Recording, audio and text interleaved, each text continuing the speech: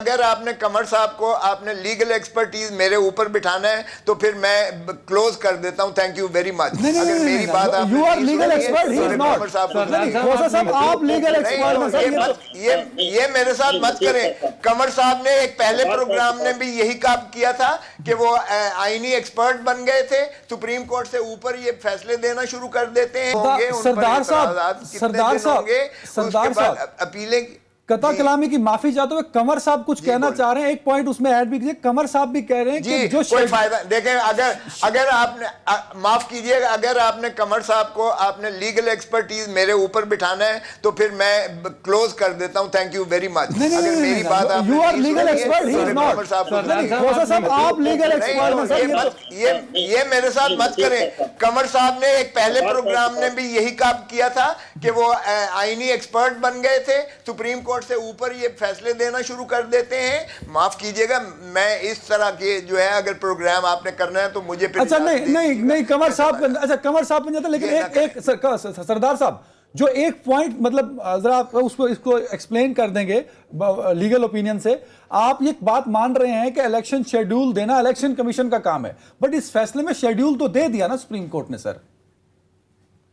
अब ये भी सुन लें, सर उन्होंने बहुत सब्र से और बहुत तहम्मुल से काम किया है। इलेक्शन कमीशन के मेंबरान को पाबा सलासल होकर जेल में होना चाहिए था। देखें, जब उन्होंने कह दिया कि बेयरेस्ट मिनिमम आप इसमें करें तो शेड्यूल इलेक्शन कमीशन ने दे दिया।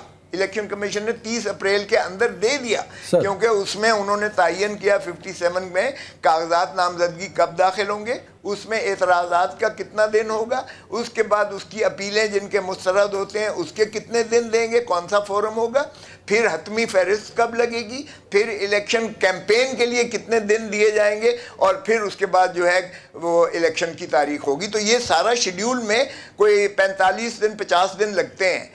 तो इस तरीके से जब इलेक्शन कमीशन ने अब जो है ये 15 दिन ज़ाया किए तो उन्होंने कहा कि ये छठे उससे मरहले से आगे उन्होंने उसको रीएडजस्ट कर दिया सुप्रीम कोर्ट ने। अगर मुझे बताएं सर, अगर इलेक्शन कमीशन तैयार ही नहीं है और वो हुकूमत की गुलामी कर रही है और वो इलेक्शन नहीं करवाना चाहती है, तो क्या सुप्रीम कोर्ट जिसने हल्फ उठाया है आइन की पासदारी का हल्फ उठाया है, और आइन अगर नहीं है, इमरानी मुआहदे में तसाल होता है, इमरानी मुआहदे को पामाल किया जाता है, तो फिर ये बनाना रिपब्लिक होगी और फिर क्योस होगा, फिर लॉलेसनेस होगी, फिर सुप्रीम कोर्ट की वजूद की जरूरत नहीं है, फिर रियासत के इसकी इंडोर्समेंट कीजिएगा। सरदार साहब आप ये कह रहे हैं कि जो फैसले में शेड्यूल दिया हुआ है इलेक्शन का, वो इलेक्शन कमीशन के शेड्यूल को रीशेड्यूल किया सुप्रीम कोर्ट ने, खुद से नहीं दिया, आप ये कह रहे हैं?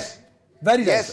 नहीं ना, बिल्कुल ऐसा ही है जैसा आप फरमा रहे हैं। और वहीं से जहां से ये टूटा था उसी को उन्होंने रीएडजस्ट करके उन्होंने 14 मई की तक उसे ये एक तो पॉइंट सरदार साहब ने क्लियर कर दिया। उसी शेड्यूल वेरी राइट। कमर दिलशाद साहब, इलेक्शन कमीशन पर अब आईनी बाउंडिंग तो है कि इस फैसले को पर अमल दरामद शुरू कर दे, क्योंकि टाइम बड़ा कम है, पर जो इलेक्शन कमीशन का आज का दिन भी गुजरा है सर, ऑफ कोर्स उस पर उन्होंने वर्किंग तो की होगी। इतलात ये है कि इलेक्शन कमीशन अभी भी रिलेक्टेंट नजर आता है सर इस फैसले के बाद भी, क्योंकि काबीना का इजलास भी तो हो गया ना सर। बिल्कुल, हमारे दोस्त बहुत बेहतरीन दोस्त हैं सरदार लतीफ मूसा साहब, बहुत एहतराम है, इन्होंने बड़ी सही बातें की हैं, हमें इनका बहुत एहतराम करते हैं। हमारी नाकिस राय है, हम इनके सामने तीसरे अच्छे हैं, हमें नहीं पता आईन और कानून के बारे में। छोटी सी राय मैं पूछूंगा सरदार लतीफ साहब से कि जनाब 73 का जो कॉन्स्टिट्यूशन 14 अगस्त 73 को नाम उसके अम्ब्रेले के नीचे अवामी नुमाइंदगी एक्ट 76 बना, उसका सेक्शन 108 है।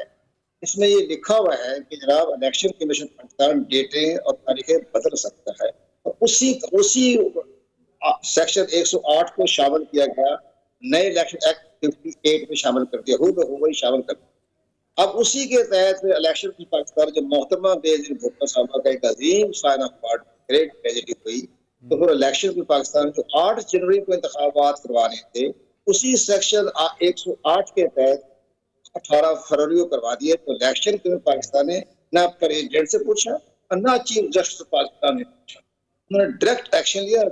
मेरे दस्तखतों से नोटिफिकेशन जारी हुआ है, वो तारीखी मेरे सहन से हुआ 18 फरवरी को। तो इस तरह से बेशुमार मसाले हमारे सामने मौजूद है। हम सरदार अब्दुल साहब की काबिलियत, जहानत, उनके आगे हम बस बहुत छोटे लोग हैं, उनके आगे हम बात नहीं कर सकते। सुप्रीम कोर्ट बहुत बड़ी है, वो तो खुदा है, नीचे सुप्रीम कोर्ट, ऊपर खुदा है, नीचे उनका बख्तियार है, हम उसके बारे में कोई बात नहीं कर सकते। लेकिन मसला ये है, मामला पर हमें एक आईनी तौर पर ये बता दे कि जो अवामी नुमाइंदगी एक्ट सेक्शन 108 के तहत अगर इलेक्शन कमीशन ने डेट बदलती है तो कौन सा उन्होंने आईनी पावर दी है। तो ये मैं अर्ज कर जाता हूँ, कोई 58 में शामिल है तो या तो फिर 58 को निकाल दें। ठीक है, इलेक्शन कमीशन पे ये मसला ना माने तो 3 महीने 4 महीने दे दिए हैं और 1 महीना 2 महीने दे दे, लेकिन अख्तियार तो इलेक्शन कमीशन पाकिस्तान के पास है। दर्जनों मिसालें मौजूद। MQM ने इस्तीफे दिए 93 में, 14 मेंबरों ने 25 वाइस असेंबली में, जस्टिस ज़ैनुद्दीन ने 3 महीने एक्सटेंड किए। एक बहुत बड़ी बात हुई थी। इसी तरह के सरदार फखरे आलम ने तो 2 कत्ल हुए सवात में 4 महीने तक डेट एक्सटेंड। ये तमाम मिसालें हमारे पास मौजूद हैं। इसी तरह जस्टिस ज़ैनुद्दीन ने 3-4 दफा चीजें तब्दील की, सरदार फखरे आलम ने। कंवर साहब, मैं खोसा साहब मेरे ख्याल में कुछ कहना चाह रहे हैं, अगर रन साहब आपकी इजाजत हो तो, क्योंकि सीनियर खोसा साहब बड़े हैं, बुजुर्ग हैं सर। मैं फिर आप आ जाऊंगा। खोसा साहब बुजुर्ग हैं। खोसा साहब, कमर दिलशाद साहब ने पिछले प्रेसिडेंट जो थे वो भी सामने रख दिए सर। और दूसरा जो आप बार बार कह रहे थे नॉट लेटर देन 90 डेज का जो हवाला आपने दिया, जो कि अब निगरान सेटअप के लिए इस्तेमाल होता था, तो इनको दोनों को तो फिर उसी तरह आसान करके समझाइए जिस तरह आपने शेड्यूल का समझाया ना, क्योंकि सारे टीवी शोज में और सोशल मीडिया पे हम कह रहे थे कि इलेक्शन कमीशन ने शेड्यूल दे दिया, आपने बड़े अच्छे से बता दिया कि रीशेड्यूल किया और आपने उसको जस्टिफाई भी किया। सर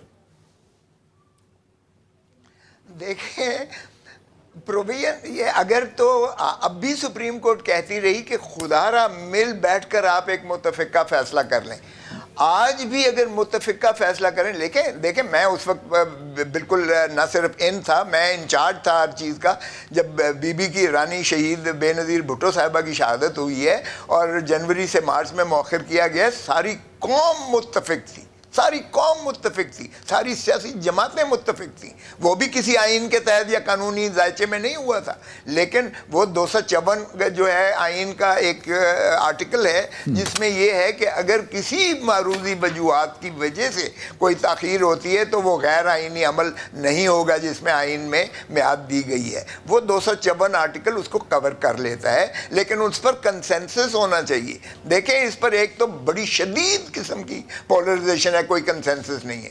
सुप्रीम कोर्ट ने बार बार हेयरिंग में भी पूछा, कोई वजह तो बता दें कि आप 8 अक्टूबर की कौन सी ऐसी जो है वो ऊपर से मनोसलवा उतरा है कि आप 8 अक्टूबर है। कोई एक जस्टिफिकेशन नहीं दे सकते। पैसा नहीं है, पैसा तो पाकिस्तान पे कभी भी वाफिर नहीं होगा। दहशतगर्दी है, दहशतगर्दी भी पाकिस्तान के थर्ड वर्ल्ड में कभी भी ख़त्म नहीं होनी है।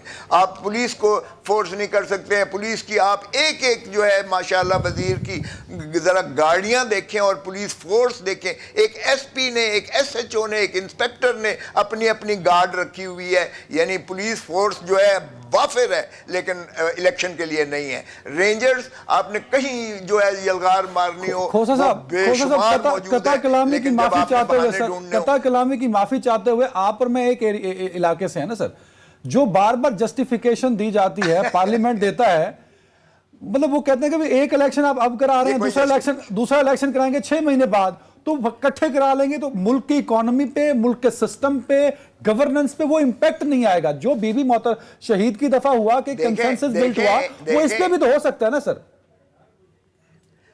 देखें, मुझे खुद शर्म आती है क्योंकि मैं भी कहता रहा कि अगर वाकई संजीदा है पीटीआई तो फिर अपनी 2 असेंबलियां क्यों नहीं तोड़ती। वो तो एक मुद्दत से लगे रहे कि जी आप जो है कंसेंसस से इलेक्शन करवाएं, सारा शेड्यूल अनाउंस करें, सारे मुल्क में इलेक्शन हो। वो तो चिल्लाते रहे, लेकिन हमने उनको इंसाइट किया कि नहीं, अगर तुम वाकई संजीदा हो तो अपनी 2 असेंबलियां तोड़ो। और दूसरी बात यह है कि ये आइन में मुंदरज है, आइन में कहीं ये नहीं है कि इकट्ठा इलेक्शन जो है है दोनों चारों, एक वफाक और चारों सूबाई असम्बलियाँ इकट्ठे तहलील की जाएंगी, ये कहीं नहीं है। और दुनिया में ये पहला मुल्क नहीं होगा जहाँ सूबे का एक दिन इलेक्शन होगा और वफाक का या दूसरे सूबे का कोई और महीने में या साल में इलेक्शन होगा।